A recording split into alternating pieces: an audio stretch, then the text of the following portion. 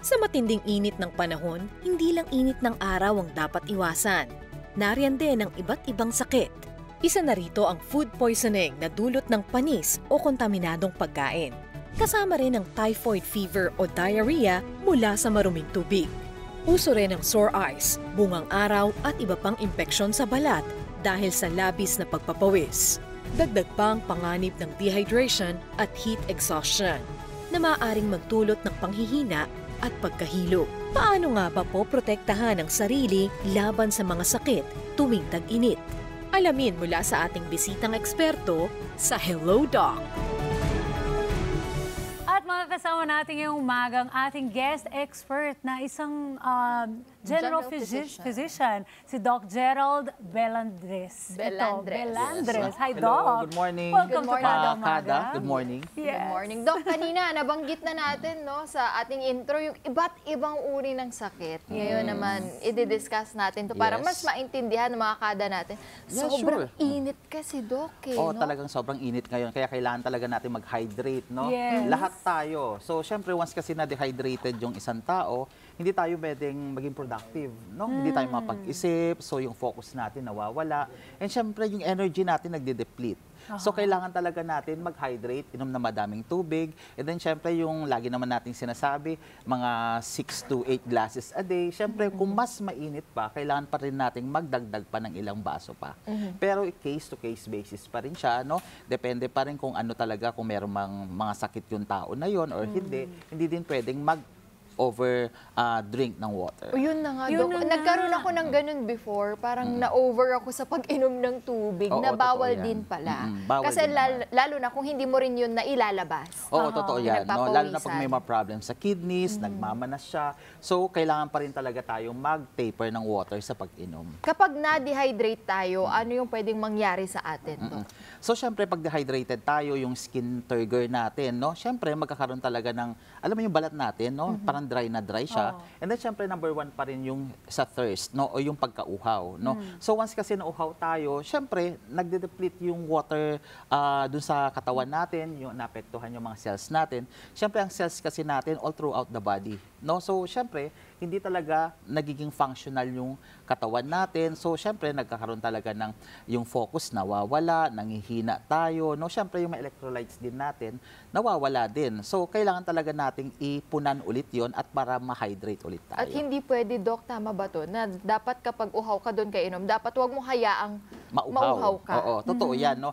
Huwag mong sagarin yung katawan mo. Importante pa rin kasi talaga na sabihin natin na once in a while, dapat inom ka ng water, sabihin natin kahit magsisip-sip ka lang muna. And then, syempre, huwag mong hayaan yung sarili mo na ma-dehydrate. Kasi once kasi na-dehydrated yung katawan natin, hihina talaga tayo. So, syempre, mahihirapan yung katawan natin at yung cells natin para makabawi yung katawan natin. Kaya minsan, once kasi na nagkakaroon na talaga tayo ng panghina, dire-diretso na siya. Which is minsan na hospital na tayo at kailangan pang ma-admit at kailangan pang masyaruhan to the extent. Which is Mas Tubig worse. lang naman ang kasagutan. Yung iba mga kada nating, Doc, imbes na tubig ang inumin, gusto lang, ay sige, Soda. soda or Juice. caffeine, di ba? Maraming naku, Ay, mas yun kasi yung tubig ng nakaka-hydrate. iba. Oo. Naging kape. Yan Pero, yan naman ang problema. Yan, no? tell them, Doc, tell them. Siyempre, So, lahat tayo kasi madami talagang, gustong-gusto talaga nating uminom, no? Sabi natin, mga soda, yung mga caffeine, Milk tea. milk tea. Pero Pwede tingnan naman. natin. Hoy. Pwede siya. Pero, dapat may pero, may no? pero. Oo. Kailangan kasi natin tingnan yan yung mga sugar contents. No? Ayun. Ang sugar content kasi ng mga ganyan ay matataas. So, syempre, yung sugar content kasi nito ay minsan nakaka-dehydrate din pag masyado na madaming sugar content. No? So, parang naghatakan sila ng water no, doon sa katawan natin. Kaya minsan nagkakaroon ng problem doon sa ating mga kidneys. Sa ating minsan, pag nagte-take tayo ng mga ganyan, susobrahan na, nagkakamanas tayo. Syempre, magkakaroon na ng mga sakit din dahil gaya ng mga diabetes. So, syempre, kaya minsan, may kita natin yung mga pasyente natin na diabetic, natutuyuan talaga sila. Isa pa lang yan sa Yes, pwedeng sakit oo. na makuha. Meron pa Isa pa tayong yan. heat exhaustion. Madami yan, no? So, pag heat exhaustion naman is more on, sabihin natin, mga thirst, nahihilo. Yan lang yung parang mga nangyayari muna, no? Doon sa katawan ng isang tao. Yan ang Pag unang symptoms lang. symptoms muna. Iba naman siya yung mga heat stroke, no? Anong difference sila, Doc, ng heat stroke? Oo. Yung heat exhaustion, yung parang sabihin natin, mga basic or mild na mga simptomas at mga signs pa lang. No? Pero pag nandun na sa heat stroke, it's more on the syndrome na siya. No, sabihin natin, andyan na yung papunta yung mga yung heart problem na ina-atake. Anong sintomas itong na-stroke. heat exhaustion? Para alam ng mga Yung heat exhaustion, yung parang mga basic lang, like yung mga mild lang. Sabihin natin yung mga pagkauhaw, Nagsistart nahihilo, doon. headache, may konti panghihina, yan. Pero once kasi na nagkaroon na talaga yung mga ganitong scenario, like yung sabihin natin na sobrang na-dehydrate, no? Siyempre natutuyuan, hindi na maganda yung circulation ng ating katawan. So nagkakaroon na talaga na pwedeng sabihin natin yung mga stroke na talaga, yung parang pagka-atake, kasi hindi na talaga maganda yung circulation. Kaya minsan, once na nagkakaroon na ng ganito, kailangan talaga mag-push yung katawan natin o yung organs natin para maganda yung circulation. The problem is, syempre, nagkakaroon na talaga ng pagtaas ng BP, which is yung blood pressure. Kaya once kasi na maimpis na yung ating mga vascular, yung mga vessels natin, no? Syempre, once kasi na mas maimpis na, mas mataas yung pressure na kailangan. Kaya minsan nagkakaroon na pag sobrang init ang panahon, andyan na yung pumapasok na yung parang mga stroke na like yung mga bleed, no? Sabihin natin yung naputukan na ng ugat. Isa pa lang yun. Meron ding swimmer's ear. Yun yung mga mahilig sa mag-outing po, no? Siyempre, andun tayo sa sa summer, no? Sabihin natin sobrang init.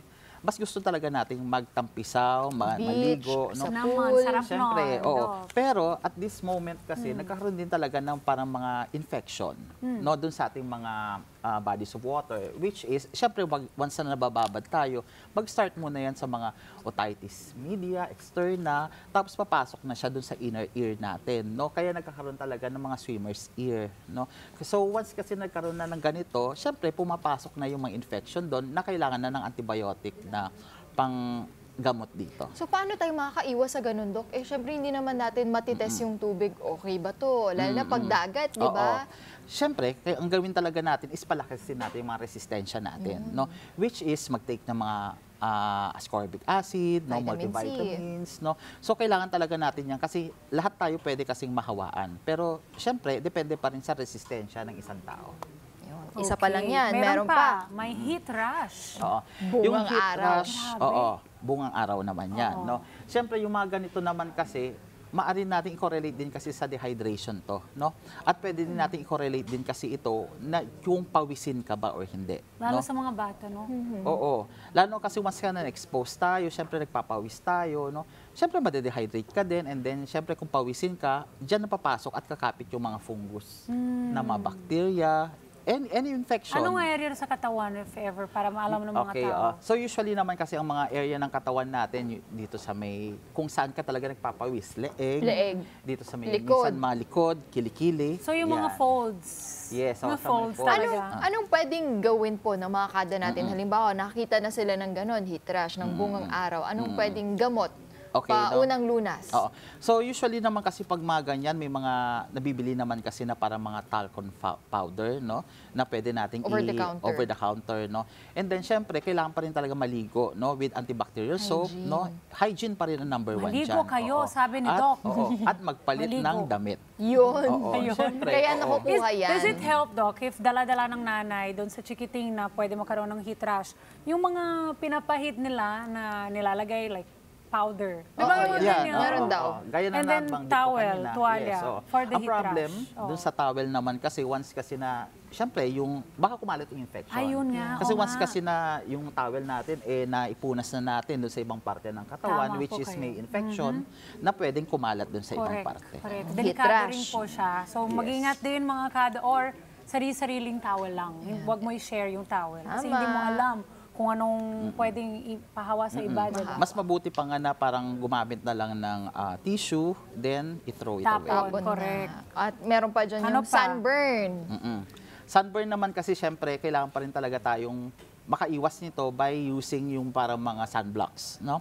So, and then syempre gumamit pa rin tayo ng mga damit na parang sabihin cotton, no? Parang mas maganda pa rin yung Mapresko. circulation, mapresko. And then wag gumamit ng mga dark colored na mga damit. Kasi minsan kasi nakaka-absorb siya ng heat. Correct. No? So, syempre, once kasi na ganun, mas mainit ang katawan, mas madali tayo magkaroon din ng sunburn. No? Kasi mas mainit siya eh. So, at alam natin dapat yung time kung saan tayo lalabas. Ano no? yung mga Oo oras nga. na yan, Anong Doc? mga oras, Doc, Oo, na sabi natin dapat? kasi is dati at yung Oo. ngayon. Oo. Dati kasi, syempre, dahil sa global warming and everything, no? So, kailangan talaga nating i-check, no? Dapat kung magpa-araw ka man, siguro pwedeng alas 6, alas 7 na umaga, pwede Hanggang pa doon. 8. Until 8. Hanggang 8 Pero, a.m. oo, 8. Kaya Ito- after niyan, magmanood na lang kayo ng kada umaga. Oo. Pero sinasabi ko, So, yes, Doc. pwedeng ganun na time, no? Pero case-to-case basis pa rin naman Depende, siya. minsan yung 8, mainit-init Oo, na rin, mainit no? na, Mga oo. 7. Pero importante, pag mga ganyang panahon na, no, syempre pwedeng doon tayo mag-sunblock, kung kailangan gumamit ng payong, magpayong na kasi yan yung Or mga time under talaga the na. shade Yes, kayo. oo. Kasi ito na talaga yung pagpunta ng mga nanay natin sa palengke. Eh, syempre, once kasi na-expose sila sa araw, pwede din talaga silang magkaroon ng sakit. Or sabihin natin, yung direct heat ng sunlight. Tapos wait lang, kung umaga ang safe ay 6 and 7, sa medyo pa-sunset na Pahapon. ito, Pag sunset naman, sabihin natin, yung pahapon na, no, siguro 4 hindi pa masyado, no? Siguro at least mga 5:30. 5:30 ulit. So mga usually ka- mga 10 to 4, wag muna po talagang lumabas. Oo, Yun totoo talaga yan. yung Yan, time, yan no? kasi yung peak. No? Yan ang so, peak. oo. Kasi once kasi na nagkaroon ka talaga ng direct penetration ng sunlight dun sa ating balat, masusunog ka talaga. Meron Hindi din, lang sunburn yun eh, no? yeah. Oo, hindi lang sunburn, it's more on it's a burn, no? Basically, it's a burn, no? Kasi ang sunburn kasi, it's a first degree burn, no? Pero once kasi na mas mahaba na exposure mo dun sa araw, no, mas magpe-penetrate siya dun, instead na epidermis lang, baka pumasok pa siya sa dermis. Oh no. And Mas then, mahirap. Yun po may yung mga komplikasyon na pwede pa layer nga ng balat. Oo, which is yung cancer, layer na pala. diba? Oh, Dok, yes, wag na totoo nating yan. papunta doon. Kasi nga dito, meron ding nabanggit na minsan, ang ibang kada natin, nagkakaroon ng, Doc, ng symptoms of diarrhea, pasintabi Yes, po yung mga oo. kumakain, at also vomiting. Actually, Oo. nakikita natin yun. Yes, totoo din naman yan. Kasi once kasi na mainit yung sabihin natin, yung earth natin, no, yung mundo natin, no, syempre yung mga nagkakaroon ng mga soil erosion, tapos yung sedimentation, nagkakaproblema, no. So, once kasi na mga to, no, may i-mix siya dun sa ating bodies of water, which is yung mga dam, yung mga ganyan. Syempre, may intake din natin, no. So, magkakaroon talaga ng infection, like yung mga gastroenteritis, yung pagtatae, and then syempre, once kasi nagkaroon talaga ng gastrointestinal problem din, syempre pwede din itong magsuka, no? So ito talaga yung mga kailangan nating iwasan din sa mga summer time. So, better na bumili na lang ng water. Hindi basta-basta uminom kung saan-saan. Oo. Mas maganda talaga na yung parang sabi natin, alam talaga natin na clean ito, no? Clean Yung parang and bottled filtered, water. So, mas safe talaga sila, no? Kaysa dun sa parang portable water na nakukuha lang talaga sa gripo. Which is, Tap water. syempre, sa ating sa ating bansa, no? Syempre, mas maganda talaga na filtered and clean, no? Correct. Unlike kasi yung sa iba kasi usually sa ibang From the bansa. gripo, diretso. Yes, diretso kasi sa Tsaka may gripo. mga hotel naman na sinasabi na this is not for drinking, mga Yes, ganon. Meron naman sila And in line nakasulat. with that, Ems, meron din nangyayari madalas kapag medyo mainit ang panahon, yung food poisoning, Doc. Is this Yes, connected oo. sa sobrang init ng panahon? Oo. Minsan kasi once kasi mas mainit, mas mabilis talaga masirang mga food. Mapanis. No? Mapanis, Mapanis. no?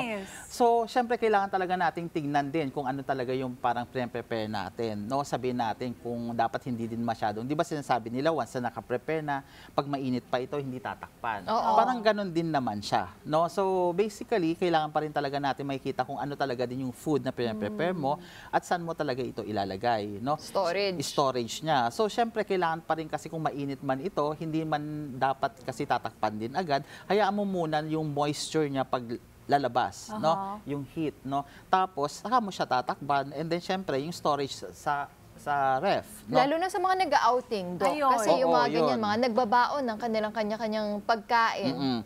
So, importante talaga na meron talagang cooler, no? Na kailangan talagang ilagay natin yung ating mga food doon para at least naman mas matagal lang yung pagpanis nito. Add lang natin to. March 31 po yun. Yes. Dun yun, nagturo kami ng mga pwedeng gawin dun pa sa yelo. Tama, sa March 31st, kung hanapin nyo na lang yan sa yung social media platforms, yung March 31st na episode namin, Hacks Entertainment segment, meron kami dyan na nilagyan namin ng cotton kung paano po kayo, Para mas tumagal mas lalong tumagal yung ice sa loob ng cooler. Pwede nyo panoorin yun. Aside doon sa mga yon, eto sikat na sikat to kapag mainit, tag-init na panahon, no? Sore eyes. Oo. Uso. Uso yan, no? Yung mga sore eyes, no? Kasi syempre, ito talaga yung pag mainit, viral infection, no? So, pumapasok talaga sa ating mga mata, lalo na pag nag-dry yung mata natin at masyado nating nililid, no? Kinukusot yung mata natin, no? So, nagkakaroon talaga ng infection dito kasi syempre yung contact. Opo. Sabihin natin din naman kasi pag nasa bahay, pwede talaga itong makahawa, no? Lalo na pag mababa ang resistensya ng isang tao. Kasi syempre, sabihin natin sa household, minsan, no, lahat naman tayo ay nandun, hindi naman lahat tayo nahahawa. Dahil nga sa ating immune system, no? So, kailangan talaga natin palakasin yan para at least naman makaiwas tayo sa mga ganitong sakit. Kapag halimbawa nakikita na nila na medyo namumula-mula na, ano ba yung signs and symptoms at ano yung paunang lunas din dito? So, syempre, ang signs and symptoms naman nito ay yung eye redness, no? At yung, syempre, yung itchiness, no? Syempre, once kasi na nagkaroon na ng ganyan, masarap kasi siyang kamutin. Maluha-luha ba yun, Dok? Yes, oo. Kasi yung mata kasi natin, ito yung ginagawa ng mata natin para may propel or maalis sana yung mga infection, no? Kaso nga lang, syempre, hindi naman kasi pwedeng maalis agad-agad yon without any antibiotics or everything or malakas yung resistensya ng isang tao, no? So, kailangan pa rin natin talaga magbigay ng antibiotics like pampatak. And then, syempre, once ito na ay nagmumuta, gumamit na lang ng wet tissue or sabihin natin yung mga tissue din, no, para maalis yung mga muta and then eventually itapon natin. I-dispose natin. I-dispose lahat ng pinahid dito. Oo, hindi kung saan-saan. Oo. Kasi baka mamaya kasi pwede itong makahawa din sa ibang tao, no? Huwag gumamit ng mga hanky, no, na pagkapahid. Itabi lang muna, mamaya Oo, kasi minsan okay yung isang mata natin, pwede pa itong mahawaan pa. Yung kabila. So, kailangan kapag medyo na-feel nyo po na iba na yung dun sa inyong mata, mamula-mula na nagmumuta or iba yung pagkapula, mag-visit na po kayo sa eksperto at hindi basta-basta magpatak na kahit anong eye drops, Google, Dr. Google yan, ha? Kasi Dapat baka talaga hindi mamaya tayo iba. mag-google kasi baka mamaya mas mapahamak pa tayo Lumala. dito. Lumala, Mahirap. mamaga. Kami din mga doktor ay mahirapan din para i-treat kayo. Yun. Yung akala mo simple na lang sana na treatment no?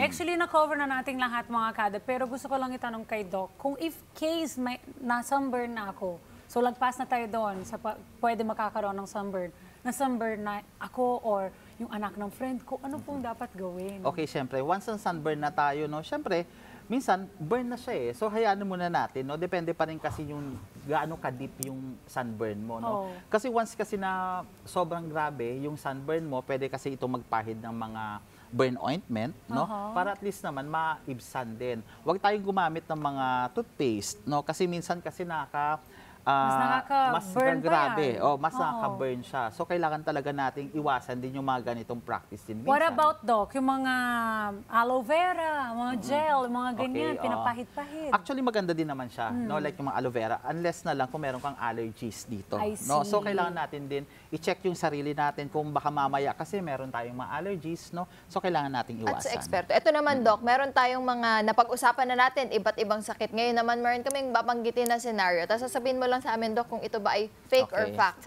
Kasi meron tayong mga ibang kada na ginagawa na nila to or pinapaniwalaan. Tingnan natin kung tama ba yun, Doc.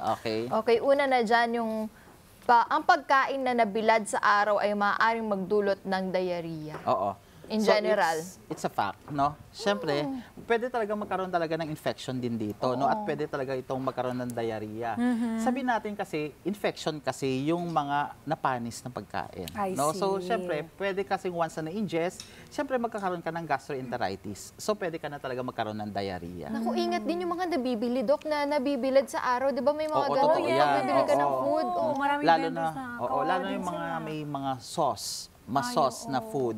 So, kailangan talaga nating, alam mo yun, pag nakakita na tayo ng mga sauce na food at nabibilad sa araw, alam na natin na pwede itong mangyari sa'yo.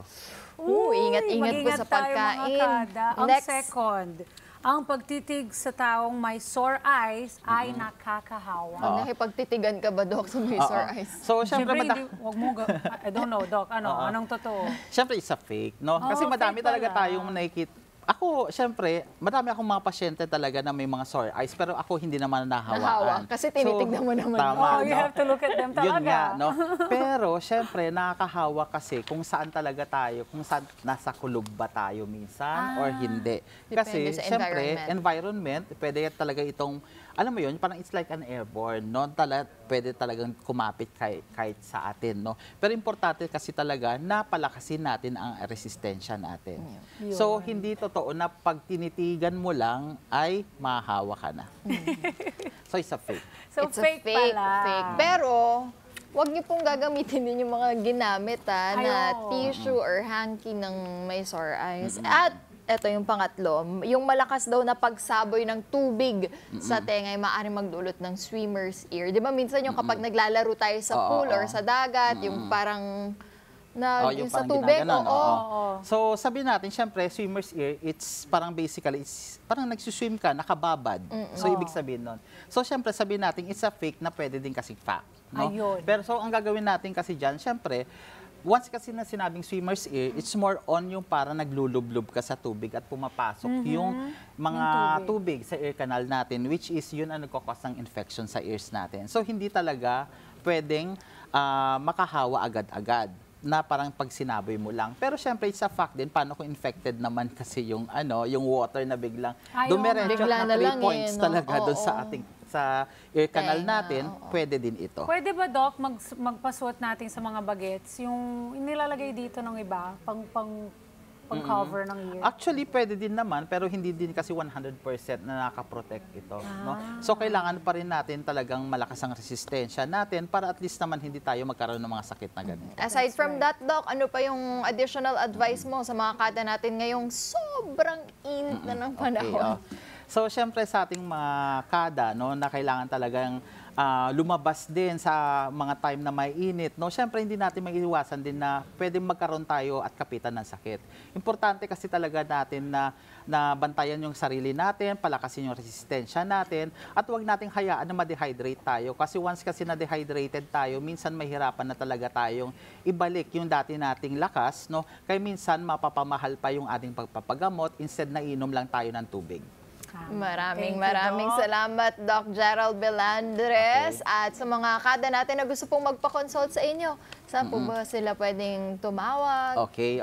So, syempre, ang clinic ko dun sa Family Access Health Group dito sa 2043 Simon Street, Sampaloc, Manila. No? Or you may call us sa 0933-33-91106 or yung landline natin is 8254-9409. Sa aking personal account naman, which is MD_G Belandres, dun sa ating Instagram, TikTok, and yun, yung mga yun, no? And then, syempre, yung pangalan ko is Gerald Belandres sa ating Facebook naman. Thank you so much, Doc Belandres, for Thank being you. here this morning with us. Marami nating natutunan at mga kada, hindi natin kayang kontrolin ang init ng panahon, pero kaya nating protektahan ang sarili, ang ating sarili.